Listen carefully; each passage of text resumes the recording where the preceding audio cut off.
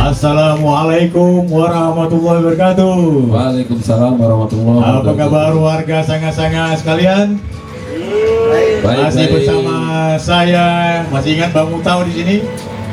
Kami dalam rangka memeriahkan Expo Merah Putih dan Bapenda Kutai Kartanegara melakukan acara podcast yang disiarkan langsung melalui Instagram kami Bapenda Kreatif. Silakan follow, nanti akan ada hadiah-hadiah menarik yang akan kami tampilkan.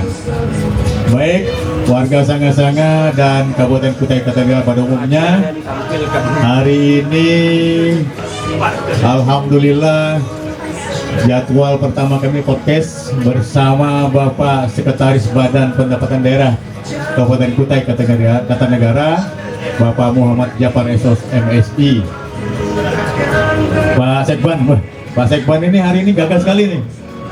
Ini pakai topi-topi gini dalam rangka apa nih, Pak? Wah, ini Gagah betul ini. Ya. wah, kebetulan nih saya ada bawa satu lagi. Wah, ada bawa satu lagi? Ya, khusus untuk Waduh, host mantap. host kita Mir. Untuk ini saya serahkan dulu, Pak. Nanti saya jelaskan. Waduh, ini mantap ini. Mudah-mudahan cukup nih. Ya. Nah, tadi nomornya nggak tahu nomor berapa nih. Wah, ya. Silakan, Pak. Makasih Pak Sekban. Wah, ini kejutan dari Pak Sekban ini. Pak Sekban.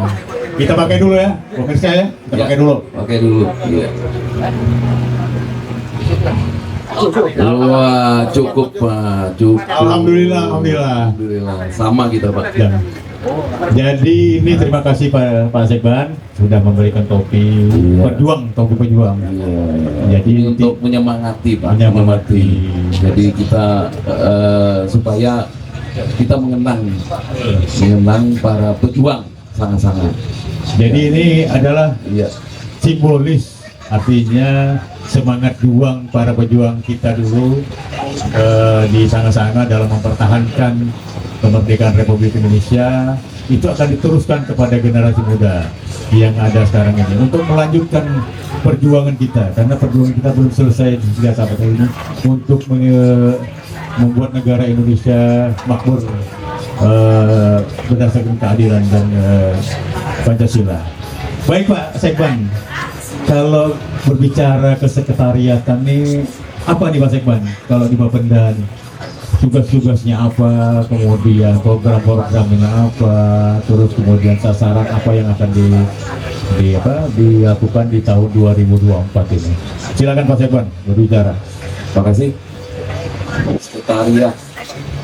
Sekretariat dan sekretaris.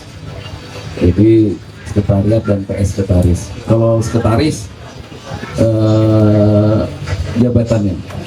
Jabatannya sekretaris. Jabatan sekretaris. Kalau kelembagaannya sekretariat. Kalau artinya gini, sekretariat itu tempat wadah. Kalau di kita kenal base camp lah. Base camp. Base camp.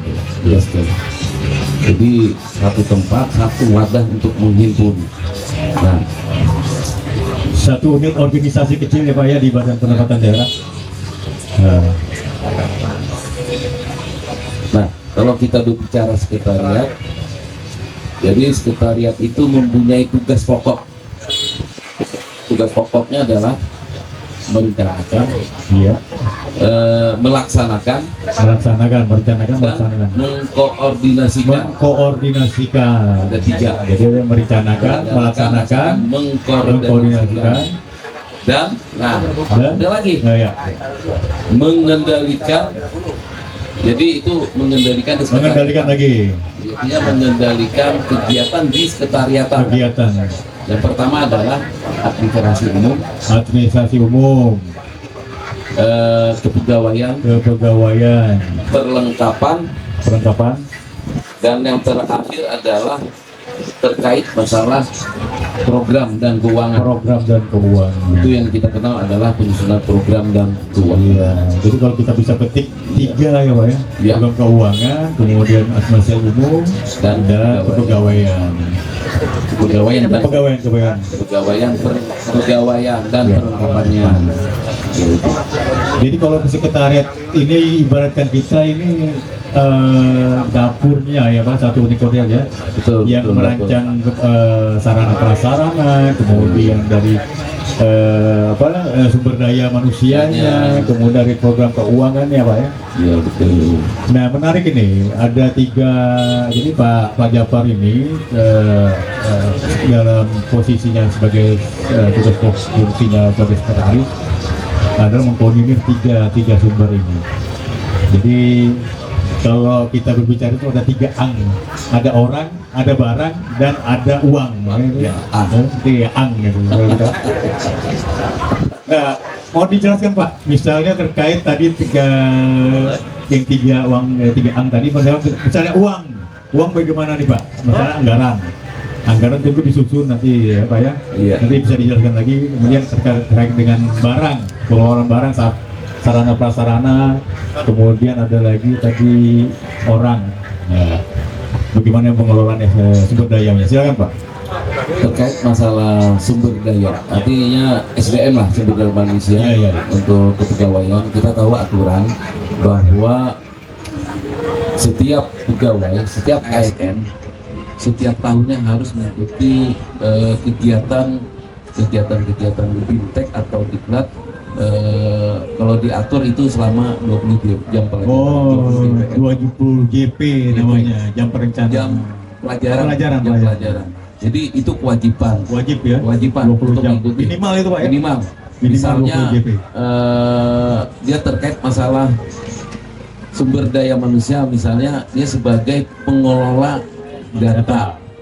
Kalau sekarang namanya pengelola data, saya lupa dianggap sebagai data, misalnya data terkait masalah pajak. Oh iya. Nah itu harus dilatih, dan di Bintek dulu terkait masalah bagaimana caranya untuk pengelolaan data itu yang baik dan yang benar. Nah itu salah satunya Pak. Yang baik dan yang benar gimana. Terus yang kedua terkait masalah keuangan. Fungsi kita sekretaris adalah mengkoordinir Pak keuangan. Jadi mengkoordinir itu semua. Jadi keuangan ini penyusunan program keuangan Jadi dia fungsinya mengkoordinir. Kebetulan kita ada 4 bidang di Bapenda, Badan Pendapatan 4 bidang. Jadi semua bidang adalah mengkoordinir semua kegiatan-kegiatannya dan program-programnya. Jadi setiap bidang ada kegiatan masing-masing. Dan ada programnya. Kebetulan kita ada 2 program aja sih di bidang itu, pengelolaan keuangan daerah dan pengelolaan pendapatan daerah. Yang kebetulan ada 2. Jadi semua keuangan, semua artinya permintaan uang, kita ada namanya uang persediaan, ganti duit, ganti uang, LS atau tambahan duit, tambahan uang. Nah, itu semua adalah yang mengatur di sekretariat khususnya di program dan keuangan. Nah, jadi tadi sampaikan dari Pak Sekban terkait penganggaran Pak ya, pembuatan RKA, DPA, kemudian sampai ke penyediaan dananya dalam bentuk SPM, SPP, kemudian sampai ke SP2D Pak ya, itu dilakukan oleh sekretariatan betul. Kemudian Pak, satu lagi ya Pak yang tadi tertinggal setelah uang dan barang lagi sekali. Sarana. Ya alhamdulillah untuk sarana kita sudah mencukupi. Tinggal sedikit-sedikit lagi yang kurang. Misalnya contoh seperti pameran yang kita adakan sekarang ini di Sanga-Sanga. Nanti kedepannya kita akan memakai layar semua di dinding. Digitalisasi semua. Jadi tidak lagi pakai tempat gini. Kita pakai apa sih namanya? Layar monitor. Kita tempel di atas, jadi setiap hari atau setiap waktu bisa berganti-ganti informasi terkait masalah pajak khususnya itu. Jadi sekarang yang kayak gini-gini ini kita tinggalkan, kita beralih ke era digitalisasi. Baik itu tampilan display, nanti buat tampilan informasi. Contohnya aja Pak, sekarang ini kita kan ada ngadakan nih pameran dan ada door prize. Itu Itu tidak perlu lagi mengisi kuesioner atau menulis. Kita lewat digitalisasi Itu zaman aja. Bahari. Itu zaman bukan zaman Bahari. Kalau Bahari kabar. zaman dulu. Zaman purba. Zaman dulu. Kalau Bahari nanti Pak Kaban nama Pak Kaban namanya Dr. Bahari Joko Susilo. Disingkat dengan BJS. itu. Iya. Kemudian Pak Sekban, saya ini ada dengar kita ini disibukkan dengan beberapa aktivitas akhir-akhir ini ya. Di penghujung, mulai dari penghujung tahun sampai awal tahun. Kita ini saya dengar dikejar SKP nih Pak Sekretaris. Nah ini kami mau tahu nih sejauh mana nih tingkat kepatuhan, kemudian terhadap LHKPN juga Pak, kemudian ada SPT juga. Dan ini sesuatu yang tidak bisa kita hindari ya. Jadi ini sesuatu yang mutlak yang harus dilakukan oleh semua ASN di wilayah Kutai Kartanegara, khususnya juga di Badan Pendapatan Daerah. Silakan Pak terkait dengan ini. Iya, terkait masalah SKP. Sebenarnya barang itu, warna itu sudah tahun 2022 Sudah lama sebenarnya ada. Cuma kita diimplementasikan pada akhir tahun 2023. Diimplementasikannya. Jadi bukan barang baru lagi. Bukan barang baru lagi. Sudah Coba kita lihat kemarin SKP kita tahun 2022, tidak ada nilainya. Iya. Tidak ada nilainya. Dan sekarang 2023 pun tidak ada nilainya. Jadi memang itu adalah kewajiban kita. Apa sebabnya? Karena awalnya adalah kita pengisian namanya simple. Oh iya. Tadi berkaitan dengan digitalisasi ada semuanya. Ada My SKN. Nah itu terintegrasi semua dengan kinerja. Nah di dalamnya itulah untuk pengisian daripada SKP kita. Betul. Supaya kegiatan-kegiatan setiap hari yang kita lakukan, apapun yang tugas kita, itu kita isi dan kita input.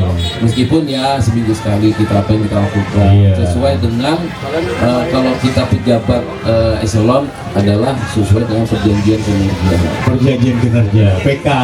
Sebenarnya Pak gini, perjanjian kinerja itu bukan para pejabat eselon 2, eselon 3 ke 4 atau subkoordinator atau ZF itu dari pejabat eselon 4 atau JF, pejabat eselon 4 khususnya itu harus membuat juga PK Pak ke bawahnya supaya memudahkan untuk pengisian SKP. Nah dari segi tugasnya, karena kelihatan tugasnya. Jadi kalau kita lihat ini berjenjang Pak, dari satu EPD dari eselon 2 ke eselon 3, kemudian eselon 3 ke eselon 4. Eselon 4 juga ke pelaksananya. Harus dibuat ke PK-nya. Iya, itu harus dibuat. Karena ini terkait dengan nanti program penghasilannya Pak ya. Iya, betul. Kalau bentuk PPP, TPP ya. Di situ diukur ya. Terkait dengan laporan selanjutnya Pak yang LHKPN, SPT. LHKPN itu kan penting sekali karena para pejabat kita dan itu ada hubungan dengan KPK dan ada regulasinya dari KPK sendiri, saya lupa regulasinya. Kewajiban sebagai pejabat melaporkan harta kekayaannya, dan SPT tahunan pun juga begitu. Karena kita setiap bulan itu kita sudah diberikan gaji. Jadi kita kewajiban kita untuk melaporkan SPT tahunan. Pelaporan pajak. Jadi itu setiap tahun dan kalau bisa ketika bulan Januari itu sudah harus dilaporkan. Walaupun batasnya 31 Maret. Nah ini Bapenda sudah berhasil. Alhamdulillah 100%. Jadi di bulan Januari Bapenda sudah full 100% melaporkan LHKPN dan SPT tahunan. Tepuk tangan dulu buat Bapenda di bawah komando Pak Sekretaris dan Bapak Kepala Badan Pendapatan Daerah. Kemudian Pak terkait dengan apa nih tadi pengelolaan keuangan sudah, pengelolaan mereka sebagai warga juga terkait dengan barang tadi sudah prasarana sudah memadai ya Pak? Sudah memadai. Tinggal kita kekurangannya sedikit aja lah. Apa misalnya kekurangannya? Yang Nah, saya contohkan tadi. iya. Terakhir nih Pak, kami ingin tanggapan Pak Sekretaris apa yang Bapak harapkan ke depannya dan apa sasaran ke depan, kemudian apa harapan Bapak terhadap sekretariat ini agar Bapenda terus tetap berjaya sesuai dengan slogannya Bapenda Jaya selalu.